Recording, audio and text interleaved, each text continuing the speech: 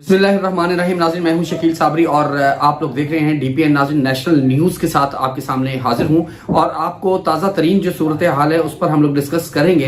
तो आज की नाज़रीन एक अहम खबर जो आम हलकों में ये सुनी जा रही है कि पीटीआई जो है वो बल्ले के बगैर इलेक्शन लड़ेगी। नाज़रीन, इस पर तफसीली हम लोग जायजा लेते हैं। उसके बाद परवेज खट्टक साहब एक अच्छी नशिस्त पर वो बैठे हुए हैं, बावजूद उसके उन्होंने एक बड़ी गलत आज स्टेटमेंट दी, उस पर भी बात करते हैं। उसके अलावा नाज़रीन, जो पीटीआई है इसका प्लान बी क्या हो सकता है। बिलावल भुट्टो साहब की भी एक स्टेटमेंट सामने आ गई और बाजोड़ से कभी भी किसी खातून ने इलेक्शन में हिस्सा नहीं लिया, वहां से भी एक खातून जो है वो इलेक्शन के लिए खड़ी होगी। और एक बड़ी खबर यह है नाज़रीन कि एक ही फैमिली के 4 बहन भाई जो कि वुकला हैं वो इलेक्शन पर खड़े हो गए। अच्छा नाज़रीन, तफसीलात की तरफ हम लोग चलते हैं, इसका जायजा लेते हैं कि पीटीआई को बल्ले का निशान ना मिलने पर अवाम का रद्द अमल क्या है और लोगों की सोच क्या है कि अगर अब पीटीआई को बल्ले का निशान नहीं मिला तो आइंदा क्या होने जा रहा है। क्या पीटीआई इलेक्शन में हिस्सा लेगी बल्ले के बगैर?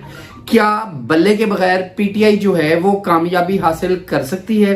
तो नाज़रीन, हमारा जो आज का जो प्रोग्राम था, हमने आम आवाम से जो व्यूज लिए हैं उसमें जो पीटीआई के हामी लोग हैं उन्होंने तो ये कह दिया कि पीटीआई जो है वो किसी भी किस्म के जो उसका निशान है उसकी पाबंद नहीं है। हमारा लीडर है, हम अपने लीडर को वोट देंगे। यानी कि उनकी तरफ से एक ये राय है कि बल्ला हो या ना हो, कुछ भी हो, हमें इससे फर्क नहीं पड़ता। नाज़रीन, ये तो जो सपोर्टर्स हैं ये उनकी बात है, लेकिन ओवरऑल जायजा लें तो जो एक निशान होता है किसी भी पार्टी का वो एक अहम सतून होता है इलेक्शन में, और उनकी ओवरऑल जितनी भी उनकी कैंपेन चल रही होती है या हुकूमत चल रही है, व्हाट्सएवर जिसमें भी है, वो एक निशान उनका एक जरूरी होता है। दूसरी अहम बात कि जो लोग पीटीआई के एंटी हैं, उनके मुकाबले में खड़े हुए लोग हैं, वो कहते हैं कि जिसका हमने निशान ही छीन लिया, जिसका इलेक्शन कमीशन ने निशान ही नहीं दिया, वो इलेक्शन का हिस्सा कैसे बनेगी और वो इलेक्शन कैसे जीतेगी। तो नाज़रीन, दोनों की अपनी अपनी जो है आरा हैं कि एक कहता है कि हम लोग बगैर बल्ले के इलेक्शन लड़ेंगे और दूसरा कहता है कि ये बगैर बल्ले के, बगैर शनाख्त के ये इलेक्शन कैसे लड़ सकते हैं। लेकिन नाज़रीन, ये कोई अनहोनी नहीं हो गई है। अब याद करें तो पीपल्स पार्टी, उसको भी तीर का निशान छीन लिया गया था, उसे तलवार दे दी गई थी, और नवाज शरीफ से भी शेर छीन लिया गया था। It's not big deal. असल में अभी हालात कुछ पीटीआई के ऐसे हैं कि वो इसको फील कर रहे हैं कि ये बहुत बड़ा सानहा उनके साथ हो गया है, ये इतनी बड़ी बात नहीं है। आगे वो इसको सुप्रीम कोर्ट में जब करेंगे, पिटीशन दायर करेंगे, तो पॉसिबिलिटी है इनको इनका निशान जो है वो वापस मिल जाए। मेरा कहने का मतलब नाज़रीन सिर्फ और सिर्फ ये है कि ये जरूरी नहीं है।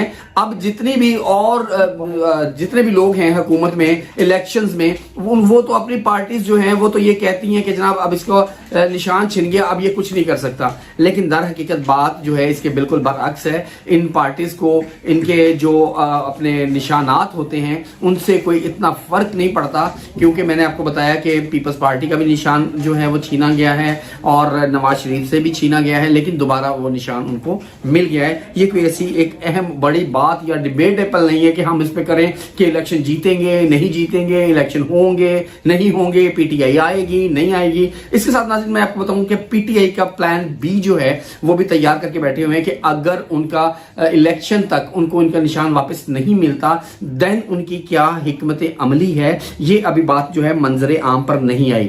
उधर से नाज़रीन, बिलावल भुट्टो साहब ने माशाल्लाह कई सैरें की और वजारत का भरपूर फायदा उठाया, और अब उनका कहना यह है कि एक नया लॉलीपॉप जो है वो पब्लिक को दिया जा रहा है कि अगर हम लोग हुकूमत में आ गए, अच्छा ये उनको भी पता है कि अगर हम लोग हुकूमत में आ गए तो हम 17 वजारतें जो हैं वो खत्म करेंगे, और वो वजारतें जो हैं वो हम लोग अवाम के ऊपर खर्च करेंगे।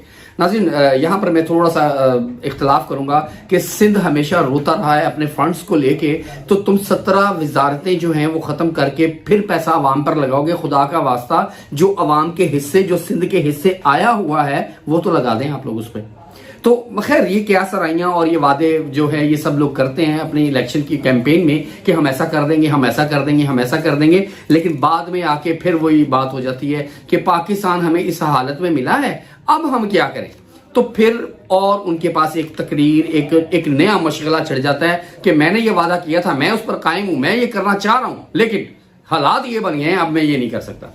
इन शॉर्ट, हमारे पाकिस्तान की आवाम हमेशा बेचारी रही है, बेचारी रहेगी। और दूसरा नाज़रीन, जो मैं आपको एक अहम खबर देता चलूं कि सदर साहब का एक इंतहाई सख्त और फौरी ऑर्डर जो उन्होंने किया, हुक्मनामा जारी किया कि आपके जो वजीर आजम अनवारुल हक काकड़ साहब के जो मुशीर खास हैं आहद चीमा, उनको ओहदे से हटा देने का हुक्म सदर पाकिस्तान ने जारी कर दिया हुआ है। लेकिन इसके पीछे मुहर्रकात क्या हैं, ये इंशाल्लाह 1-2 दिन में बात खुल के सामने आ जाएगी कि किन मुहर्रकात पर इन्होंने फिल फौर ये एक्शन लिया। दूसरी नाज़रीन, अहम एक बात बताता चलूं कि बाजोड़ एक मतलब ऐसा इलाका है जहां से आज तक कोई खातून कैंडिडेट जो है वो उसने कागज नामजदगी कराई ही नहीं, या दूसरे लफ्जों में कह लें कि उनका कल्चर ऐसा है कि खवातीन जो है वो फ्रंट पर नहीं आती। लेकिन वहां की एक सल्तनत बीबी के नाम से उन्होंने कागज नामजदगी करवाई है और इन्होंने सूबाई नशिस्त के लिए अपने कागज जमा करवाए हैं, और जो कागजात हैं वो इनके शौहर ने जमा करवाए हैं। और इनका भी एक एजेंडा है कि मैं यहाँ पर बाजोड़ में जो खवातीन हैं उनके लिए तालीमी निज़ाम को बेहतर करूंगी, मैं उनके लिए सेहत के निज़ाम को बेहतर करूंगी, मैं उनके लिए मुलाजमत के जो मौके हैं वो फराहम करूंगी कि 4 सद्दा में भी लोग बसते हैं, 4 सद्दा में भी टैलेंटेड खवातीन मौजूद हैं, तो उनका कोटा कहाँ है, इसके लिए मैं इलेक्शन में आई हूं। ये उनकी स्टेटमेंट है सल्तनत बीबी की। अच्छा, उसके बाद नाज़रीन, जो शेर अली मरवत हैं, आपको पता है कि मतलब चर्चा है उनका एक बड़ा मशहूर डायलॉग भी बढ़ गया, तो इनका भी इरादा नाज़रीन हो गया है कि ये अब जो है पेशावर से इलेक्शन लड़ेंगे। ये फैसला कर चुके हुए हैं कि जो शेर अली मरवत हैं ये पेशावर से इलेक्शन लड़ेंगे। और दूसरी नाज़रीन, जो मैंने जिक्र किया था कि 4 बहन भाई जो हैं वो इकट्ठे इलेक्शन लड़ रहे हैं। अब यहाँ पर उनकी तफसीलात जो है वो मैं आपको बताता हूँ कि 4 भाई हैं। असगर मुबारक अली जो कि NA 56 से शेख रशीद के मुकाबला में जो है वो इलेक्शन लड़ेंगे, और इन्हीं के भाई अजमत अली मुबारक जो कि NA 55 से राजा बिशारत अली के खिलाफ इलेक्शन लड़ेंगे, और इनकी बहन है उज़मा अली मुबारक, ये NA 51 से जो है इलेक्शन लड़ेंगी, ये भी शेख रशीद के खिलाफ इलेक्शन लड़ेंगी। और चौथी जो इनकी बहन है ताहिरा मुबारक, ये चौधरी निसार के मुकाबले में इलेक्शन लड़ेंगी। नाज़रीन, ये चारों बहन भाई जो हैं एक ही घर से, और ये 4 हलकों में जो 2, एक बहन और एक भाई जो है वो शेख रशीद का सामना करेंगे, और एक बिशारत अली का सामना करेंगे, और एक जो है निसार का, चौधरी निसार अहमद का जो है वो मुकाबला करेंगे। अब नाज़रीन देखिए, पाकिस्तान में कितना आसान है कि एक ही फैमिली के 4 मेंबर उठे, इट्स गुड बिजनेस कम, और आए सबने कागज नामजदगी करा दी कि अगर कुछ होना हो, चारों में कोई एक भी हो गया तो चलो बेड़ा बाहर हो जाएगा। यानी कि हमारे यहाँ सियासत को कारोबार बनाया हुआ है। खुदा के वास्ते सियासत को जो है एक खिदमत के लिए रखें, लेकिन ये खिदमत का लफ्ज जो है इन तमाम हुक्मरानों ने सिर्फ और सिर्फ स्टेज के लिए रखा हुआ है कि स्टेज पर आके कहते हैं हम आवाम की खिदमत करेंगे, हम आवाम के खादिम हैं, हम आवाम की बहबूद के लिए आते हैं। नाज़रीन, अब आवाम समझ चुकी हुई है कि एक्चुअली हकीकत क्या है, इक़्तिदार होता क्या है, इसको लेके कैसे चला जाता है, हिकमत अमली क्या होती है, रूल्स रेगुलेशंस क्या होते हैं, इंटरनेशनली लोग जो हैं वो अपनी काबीना को कैसे रन करते हैं। अब जो है पाकिस्तान का बच्चा इसको जानता है। तो मेरी रिक्वेस्ट है तमाम पॉलिटिशियंस के साथ कि वो इस तरह करें। और नाज़रीन, एक खबर जो मैं आपको बता रहा था कि परवेज खटक मतलब एक पूरी पार्टी के सरबराह और एक मेन नशिस्त पर वो बैठे हुए हैं, उनकी एक इतनी गलत स्टेटमेंट, उन्होंने कहा जी इलेक्शन कमीशन ऑफ पाकिस्तान ने मुझे बल्ला ऑफर कर दिया कि तुमने इलेक्शन लड़ने हैं, तुम बल्ला ले लो। How it is possible. एक तो उसने अपनी कमजरफी ये बता दी कि मुझे बल्ले की जरूरत है, लेकिन इलेक्शन कमीशन ने ये बात वाज़ेह कर दी कि ये स्टेटमेंट उनकी बिल्कुल गलत है।